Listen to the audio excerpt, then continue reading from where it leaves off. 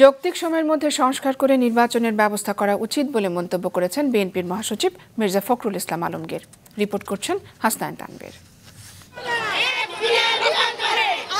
জাতীয়তাবাদী মহিলা দলের ৪৬তম প্রতিষ্ঠা বার্ষিকী উপলক্ষে নেতাকর্মীদের সঙ্গে নিয়ে বিএনপির প্রতিষ্ঠাতা জিয়াউর রহমানের সমাধিতে শ্রদ্ধা জানান বিএনপি মহাসচিব মির্জা ফখরুল ইসলাম আলমগীর।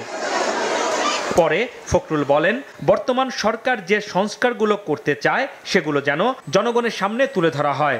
সংস্কারগুলো ঘোষণা করে যেটা তারা করতে চান সেগুলো জনগণের সামনে তুলে ধরা এবং সেটার সময় নির্ধারণ করা, যাতে করে সুনির্দিষ্ট একটা যৌক্তিক সময়ের মধ্যে নির্বাচন হতে পারে। বাংলাদেশের বর্তমান পরিস্থিতি উল্লেখ করে গত ৫ সেপ্টেম্বর লখনৌতে রাখা বক্তব্যে ভারতের প্রতিরক্ষা মন্ত্রী রাজনাথ সিং ভারতের সশস্ত্র বাহিনীকে শান্তিরক্ষায় যুদ্ধের জন্য প্রস্তুত থাকতে বলেন। এ নিয়ে প্রশ্নের জবাবে মির্জা ফখরুল বলেন, ভারত এ অঞ্চলে প্রভুত্ব বিস্তার করতে চায়, তবে সম্পর্ক হতে হবে পারস্পরিক শ্রদ্ধাবোধের মাধ্যমে। শুধু বাংলাদেশ নয়, পার্শ্ববর্তী দেশগুলোর সঙ্গেও ভারতের সম্পর্ক খুব ভালো যাচ্ছে না।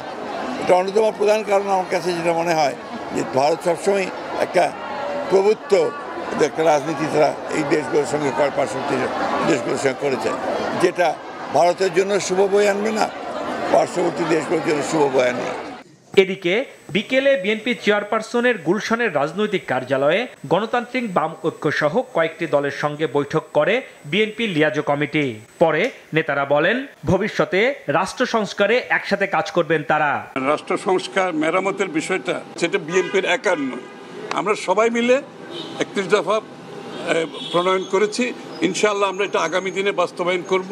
রাষ্ট্র সংস্কারে ঐক্যবদ্ধ থাকার বিকল্প নেই বলেও মন্তব্য করেন নেতারা। আমরা একসাথে কাজ করেছি। হাসনাইন তানভীর, মাছরাঙা সংবাদ, ঢাকা।